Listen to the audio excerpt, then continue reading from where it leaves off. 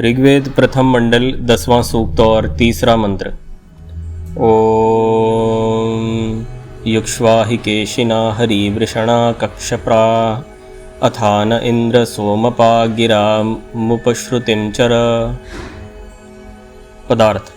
हे सोमपाह, उत्तम पदार्थों के रक्षक, इंद्र, सब में व्याप्त होने वाले ईश्वर, जैसे आपका रचा हुआ सूर्य लोक जो अपने केशिना प्रकाश युक्त बल और आकर्षण अर्थात पदार्थों को खींचने का सामर्थ्य जो कि वृषणा वर्षा के हेतु और कक्षप्रा अपनी अपनी कक्षाओं में उत्पन्न हुए पदार्थों को पूर्ण करने अथवा हरि हरण और व्याप्ति स्वभाव वाले गुणों के समान और आकर्षण गुण हैं, उनको अपने अपने कार्यों में जोड़ता है, वैसे ही आप नह हम लोगों को भी सब विद्या के प्रकाश के लिए उन विद्याओं में युक्ष्व युक्त कीजिए। अतः इसके निरंतर आपकी स्तुति में प्रवृत्त जो नह हमारी गिराम वाणी हैं, उनका उपश्रुतिम श्रवण चर स्वीकार व प्राप्त कीजिए। भावार्थ। इस मंत्र में लुप्तोपमा अलंकार है। सब मनुष्यों को सब विद्या पढ़ने के पीछे उत्तम क्रियाओं की कुशलता में प्रवृत्त होना चाहिए। जैसे सूर्य का उत्तम प्रकाश संसार में वर्तमान है, वैसे ही ईश्वर के गुण और विद्या के प्रकाश का सब में उपयोग करना चाहिए। क्या समझते हैं इससे हम? भगवान का दिया गया ज्ञान सत्य है, उसको पढ़ के उसका यूज लेना चाहिए, उपयोग में लेना चाहिए, अच्छी तरीके से प्रकाशित करना चाहिए, मतलब गलत नहीं करना चाहिए। गलत नहीं करना चाहिए। आप विद्या का सही उपयोग। ईश्वर की विद्या यहाँ पर क्या है? कौन सी विद्या है ईश्वर की? वेद है। क्या वेद पढ़ के आपको जॉब मिल जाएगी?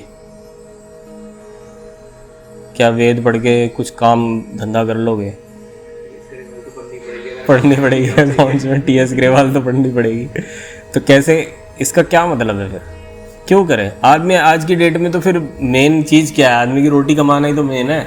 उसके बाद आदमी ऐश पे काम करता है। फिर वेद विद्या क्यों हम इस मंत्र में? हमें एग्जाम्पल के तौर पे बहुत सी बातें बताई गई जिन्हें हमें समझ करके अपनी लाइफ में उतारना है। जब इंसान मुश्किल में भी होता है, हाँ, भगवान को याद करता है, तो भगवान बता रखा मैं इस रूप में नहीं हूँ, तो वेद में भी तो बता रखा है। ठीक है, ये चीज लेनी चाहिए संसार से, ये भी वेद में बताया रखा है। तो हम बिजनेस कहीं से भी स्टार्ट करेंगे, वेद में बता रखा है, ये चीज मैंने दे रखी है। वेद में बता रखा है ई कॉमर्स का काम कैसे होगा? ई कॉमर्स का नहीं, मतलब जो पदार्थ है, जैसे आपने प्लेन का भी बताया था। नहीं, जैसे आपको स्टील माइनिंग की कंपनी खोलनी है तो वेद पढ़ोगे कि कैसे खोलेंगे? लेबर कहाँ से लाएंगे? एचआर कैसे लाएंगे? लेबर तो हम ही है। नहीं, फिर भी कैसे पता चलेगा? क्या आप माइक्रोसॉफ्ट एक्सेल सीख सकते हो वेद से पढ़ के? नहीं। तो क्यों है ऐसे? जैसे इसमें बोला है कि भाई हे ईश्वर, हम आपकी स्तुति करते हैं तो आप हमारी वाणी का श्रवण कीजिए, उसे स्वीकार कीजिए और अपनी विद्या हमें दीजिए। बहुत मेन चीज़ मानी है इसमें। भाई जैसे सूर्य लोक को खींच रखा है। सूर्य लोक क्या है? जो सूर्य के आसपास जितने भी पिंड घूम रहे हैं वे सारा सूर्य लोक में आ जाता है, उसका क्षेत्र है। ठीक है, सूर्य ने उनको सबको पकड़ के खींच रखा है। जैसे घोड़े की लगाम नहीं होती, खींच रखा है। तो समझो कि घोड़े ये सारे ग्रह हैं और लगाम उसके हाथ में जो ग्रेविटी फोर्स है वह उसकी लगाम है, वो खींच रखा है। तो यहाँ पे कह रहे हैं कि हे ईश्वर, आप भी हमें अपनी विद्या के प्रकाश से खींच रखिए, यानी हमारे साथ जुड़े रहिए। आपकी विद्या ऐसी हो जिसमें हम आपको एक तरह से कह लो कि कृतज्ञता प्रकट कर सकें या हम आपको महसूस कर सकें। आप ऐसे समझ लो मोटे शब्दों में। देखो इसको कैसे समझेंगे आप? कभी क्वांटम फिजिक्स के बारे में पता नहीं आपने सुना है या नहीं सुना है कभी? आप फिजिक्स चलो फिजिक्स तो सुना ही होगा, है ना? तो फिजिक्स में हम क्या करते हैं? मैथमेटिकल डेरिवेशंस निकालते हैं हर चीज़ को जानने समझने के लिए। अगर गेंद मैंने इतनी फोर्स से फेंकी तो कितनी ऊपर जा सकती है, वो सारा कैलकुलेशन होता है उसके अंदर, राइट? लेकिन उसमें ना कहीं पर भी ईश्वर नाम का तत्व नहीं आता। वो सारा जड़ पदार्थों का खेल चलता है उसके अंदर। जड़ ही है, बॉल जड़ है, ग्रेविटी जड़ है, फोर्स जड़ है, सारी जड़ चीज़ें हैं। उनमें कोई आत्मा तो है नहीं, ना उनके पास बुद्धि है। वे अपने मनमाने तरीके से तो कुछ भी कर्म नहीं कर सकते। ईश्वर का तो कोई रोल ही नहीं है उसके अंदर। ठीक है, उससे हम क्या सिद्ध कर रहे हैं? उससे हम जड़ विद्या को सिद्ध कर लेते हैं। हमने फिजिक्स पढ़ी, हमने रॉकेट बना लिया, हमने सैटेलाइट बना ली, सब कुछ बना लिया हमने। फोर्स के लिए तो वायु चाहिए, वायु तो ईश्वर ने दिया ना। मैं उसी पॉइंट पे आ रहा हूँ। वायु ईश्वर ने दी है, मैंने दी है, तूने दी है, किसने दिया है, वो बाद का विषय है। पर फिजिक्स तो अभी इसी बात में मस्त है कि एयर की स्पीड कितनी है, एयर क्या है, एयर है ना, बस एयर में ही मस्त है। अभी एयर को किसने बनाया वो इस पर अभी बाद में बात की बात है, ठीक है। इससे क्या हो रहा है, हम जो टेक्नोलॉजीज बना रहे हैं और टेक्नोलॉजीज से हमने अपने सुख के साधन बना लिए। अब क्या होता है, जब हम ये टेक्नोलॉजी बना लेते हैं तो उसका अब भाई ऐसा तो नहीं है कि मैं एरोप्लेन बनाऊंगा तो खाली अपने लिए यूज़ करूंगा, वो संसार को दूंगा, मैं सब यूज़ करेंगे। गाड़ी बनाई, गाड़ी सब यूज़ करेंगे। अब तकनीकें ऐसी बन जाती हैं जिससे कि ना धरती का नुकसान होने लग जाता है। अब फिर बंदा फंस जाता है। अब आपके मोबाइल यूज़ करने से गौरैया ख़त्म हो गई शहरों में। गौरैया जानते हो, चिड़िया जानते हो? हाँ, चिड़िया को ही गौरैया कहते हैं। छोटी वाली हरी सी, पहले छोटी छोटी सी होती थी, सुंदर सुंदर सी, चींची की आवाज़ आती रहती थी सुबह शाम, है ना। सारी मोबाइल टावर्स ने ख़त्म कर दी। अब आपको पता है, हाँ भाई ये चीज़ ख़राब है, ऐसा नहीं होना चाहिए, पर बिना मोबाइल के हम भी नहीं रह सकते। जब मोबाइल ना हो तो मैं इसको भी रिकॉर्ड नहीं कर पाऊँगा। अब हमारी एक तरह से हम आश्रित हो गए हैं, अब हम इस पर डिपेंडेंट रहने लगे हैं, नहीं समझे।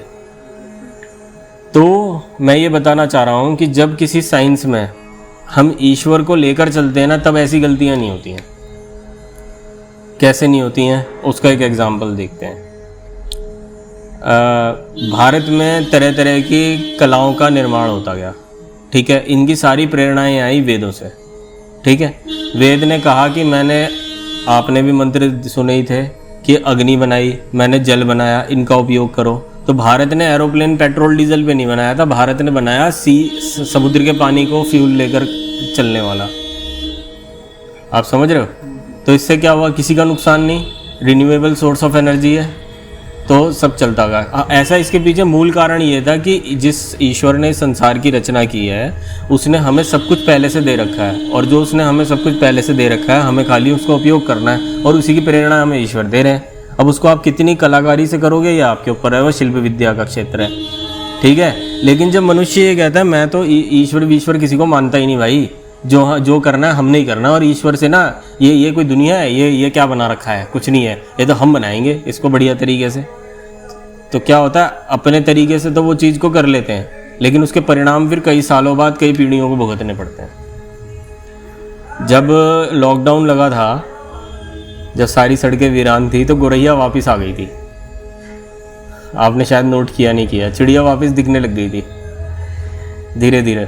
पॉल्यूशन ख़त्म हो गया था, है ना। तब हम ज़्यादा खुश थे, आज हमारे पास मोबाइल है, सब कुछ है, लेकिन सबसे ज़्यादा सुसाइड के केस भी आ जाइए, है नहीं है।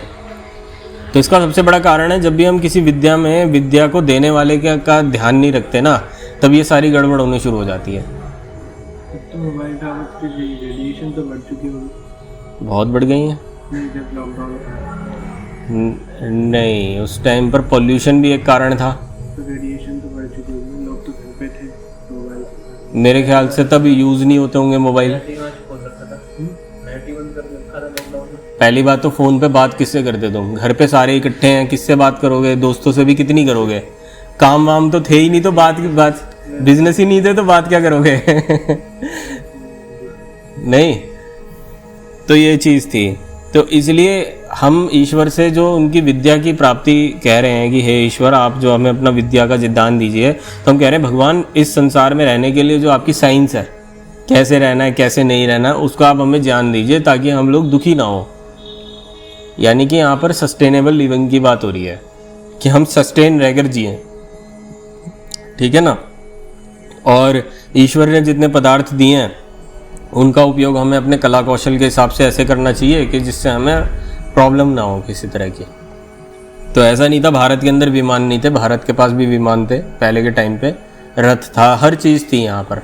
वाटर के लिए नाव थी, हमारे पास आसमान में जाने के भी साधन थे, हमारे पास ज़मीन पर चलने के भी साधन थे, सब कुछ था। ऐसा नहीं है जैसा ये अंग्रेज़ लोग कहते हैं ना भारत में तो कुछ नहीं था, जंगली लोग थे, जंगली वो थे, वो जंगली आज भी हैं। आप कभी उनको देखोगे ना, वह आज भी उनके अंदर वो जानवरों वाले इंस्टिंक्ट्स हैं, आज भी दबोच लेना, खा लेना, मार लेना, नुकसान कर देना, बुलिशनेस जिसको कहते हैं, वो आज भी है उनके अंदर उनके। तो ये दूसरों पे आरोप लगाते रहे कि ये ऐसे वो वैसे, जबकि ऐसा नहीं था। और सबसे बड़ी बात, हमको हमारा इतिहास नहीं पढ़ाया गया, हमसे हमारा इतिहास छुपा के रखा गया, ये दूसरा काम करा गया।